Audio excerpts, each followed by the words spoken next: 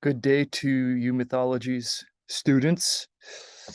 It is Wednesday, October 5th, and I am sending along some thoughts about the Ramayana, just so that we can touch base a little bit and so I can let you know that also I'm posting in this same announcement the questions. There are three. You are to answer two. This will be your midterm writing grade. And so don't forget about that. You have a midterm writing assignment, which is due this Sunday night by midnight. Two readings are sort of on your docket to read before you can answer the questions well. The first one is the Ramayana, and the second one is the Monkey King. Both of those are available to you as scans in under content here on D2O. And they're also, of course, in your theory and divinity text for those of you who have the text. I just want to talk a little bit about the Ramayana because I'm sad to not be able to go through this with you, and the Monkey King for that matter. But I had to leave town. And so the Ramayana, what is the Ramayana?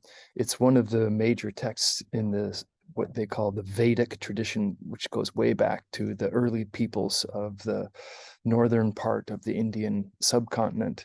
And this story is considered to be the one that comes to us in the text from Valmiki. This is one version of the Ramayana. It's the story of Rama and Sita. It's the story, basically, of how to live a good life.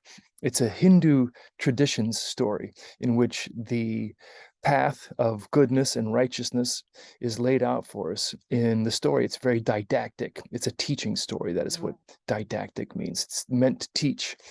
It's meant to teach us the pitfalls and the excellences of the human experience and our ability to navigate them by looking at the actions of these avatars of some of the great gods. Rama is an avatar of Vishnu, and Sita is an avatar, I believe, of who is, I think they're both avatars. Avatar, that is a god that comes out of this multiverse space and creates its own likeness to incarnate the teachings that will provide human beings a righteous life. And these are not perfect creatures. Obviously, you can see that in the story of Rama and Sita. It's a story of banishment from power when Rama's banished by a jealous stepmother. And it's the story of love and devotion demonstrated by Sita and Rama both. It's the story of learning the teachings of the way of life in the Hindu tradition. When Rama and Sita are sent out to the Dadanka forest, where they take on many kinds of superhuman forces. They take on these titans, the Rakshasas, under the command of Ravana, who abducts Sita eventually. They take on these evil characters and characters who are not 100% evil. Ravana, who abducts Sita from Rama. Really, that's his big crime. He's a very potent sort of hero at arms, and he demonstrates some kind of valor and courage, but he does abduct Sita. He steals another man's wife. He does that. There's no question about it, and he needs to be overcome. And I think that's the point, is that the Ravana inside the human being needs to be overcome. The Ravana who's inside Rama needs to be overcome in order for Rama to fulfill his dharma. And what is dharma? Everybody has their dharma in this view of human life. That is, we all have our tasks that we must accomplish. We all have the morality, the code of conduct which we must follow. And if we follow our dharma, which is not always clear, we have to make difficult decisions, and sometimes we're wrong. We're prone to error. But if we can follow our dharma, we will be released from samsara, which is the inevitability of being reborn and reincarnated onto this planet and then doing the whole thing over again. The goal is to be released from suffering, is to be released from life. And you do that by following your dharma. And this story is about that. It's a story about how to live a good human life. So it's got just lovely, lovely things happening all along the length of it. And I really hope you read it and that you enjoy it. And of course, I can't forget to mention the monkey people in this story. The absolute importance of Hanuman, who has a twin story going on. There's a twin story. There are two stories. There's Rama, who has seen his wife abducted from him by Ravana, a titan. And then there is Sugriva, who is the brother of Hanuman, who is a monkey warrior, and the monkey people who live in the southern part of the country. And the absolute valor, courage, the impressive physical attributes of Hanuman and his devotion to Rama, their friendship is really stunning and beautiful. And there are the two stories there that are parallel to each other. Rama has been living in exile. His brother, who's loyal to Rama, has said that he would not become the king, but he would act as regent in Rama's absence, and he placed Rama's sandals on the throne. Instead of sitting on the throne himself, he put the sandals of Rama there, indicating that he had no designs on power. He was a loyal brother. He was following his dharma as a loyal brother. And Sugriva, who's Hanuman's brother, he has lost his wife and his kingdom in a spat as well. And these two different sort of culture groups, the monkey people and Rama, they come together and they help each other to resolve parallel lines of conflict in the story. And Hanuman, the monkey warrior, is amazing. He's instrumental. In fact, after Sita is abducted by Ravana and they don't know where she has gone, Hanuman starts flying around, and he eventually sees some of the jewels that Sita dropped while she was being taken away by Ravana. She took her jewels one by one, her femininity, the tokens of her status and her privilege and her identity, the trappings of her royal lineage, the sort of artificial means of supporting a personality. It doesn't really come from herself, doesn't come from her emotions, doesn't come from her choices. These are the trappings of the status that has been conferred upon her by society. She drops her jewels and Hanuman finds them, picks them up one by one. And also he carries their wedding band that Rama gave to him in case he should find Sita. He could prove that he's not a titan in disguise who's tricking Sita. And Hanuman finds Sita, and she's wasted away. She has not been violated by Ravana, although it seems that lust, desire, which is a recurrent theme of like the principal sin or the principal weakness of humans, particularly males, but females as well.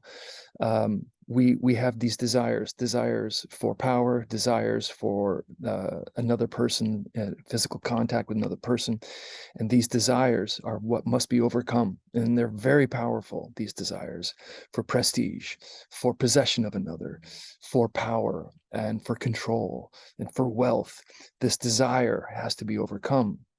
And so this story is really a vast parable with many, many side plots and many, many characters that we are not introduced to because we have, 15 pages in our text, and it's probably a 500-page long text. It's rich like the Iliad, it's like the Odyssey, and it has a kind of a similar status in Hindu culture in India today that to the ancient Greeks, Homer and Homer's great stories had for the Greeks.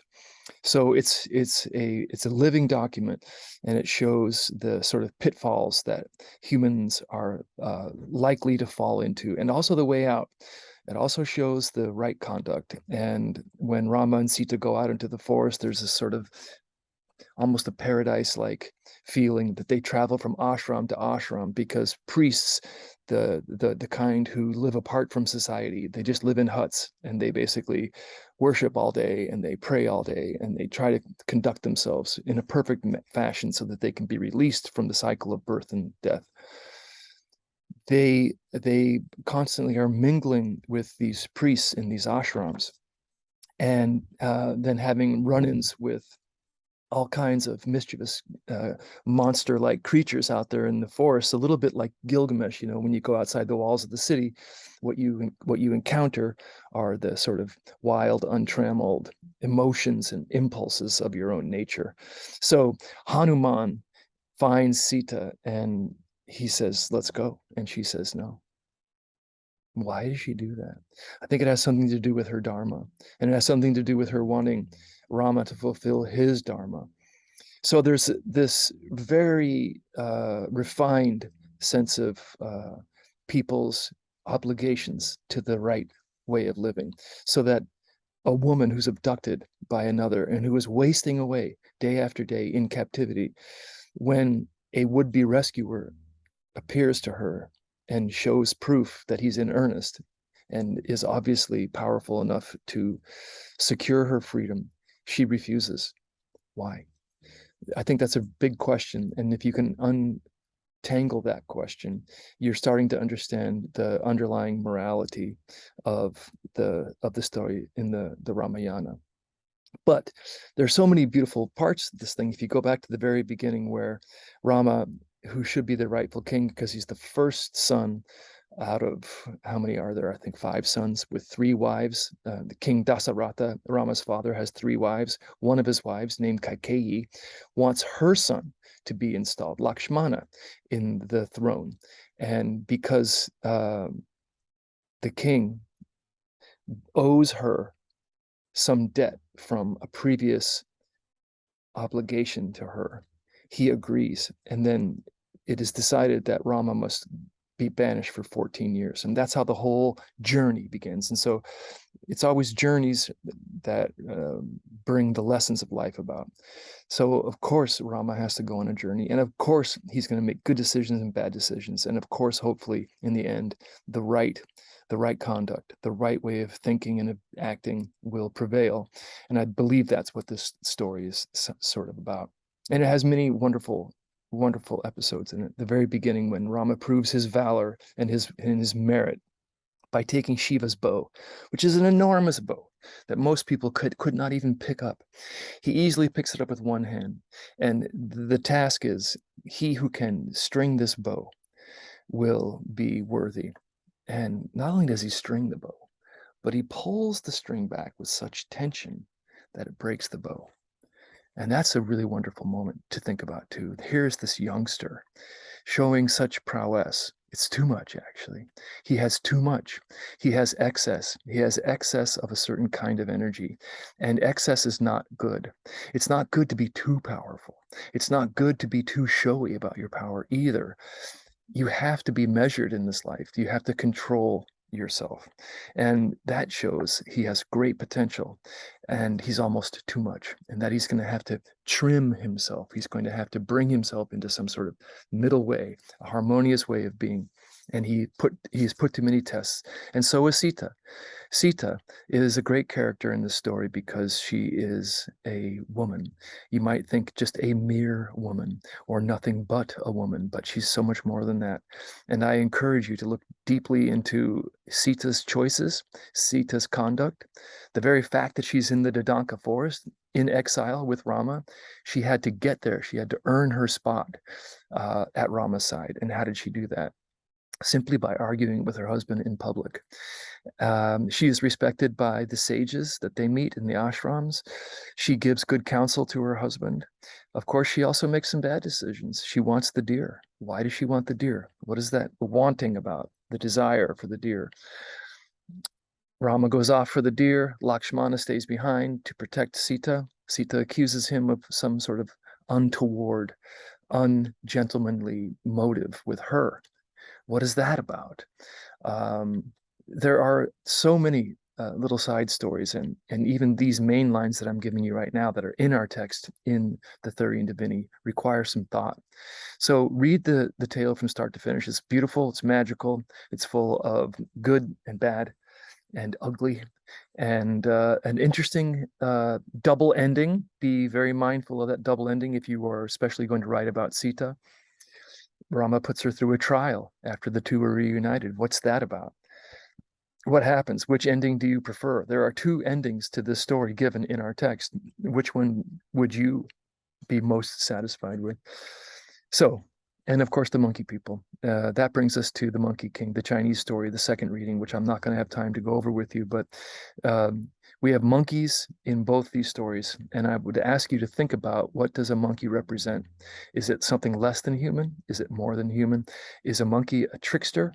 That is some kind of demigod or titan-like energy?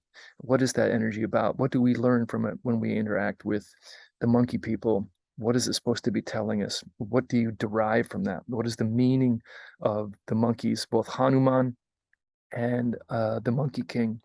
What similarities do you find in the representation of monkey in these stories? So a lot of things to think about. I hope that you're enjoying this week. I look forward to seeing you in class on Monday. If you have any questions about this, the questions that I'm giving you in the midterm, any questions at all, please email me. And if it's something that everybody needs to know, I'll send another announcement out. See you Monday.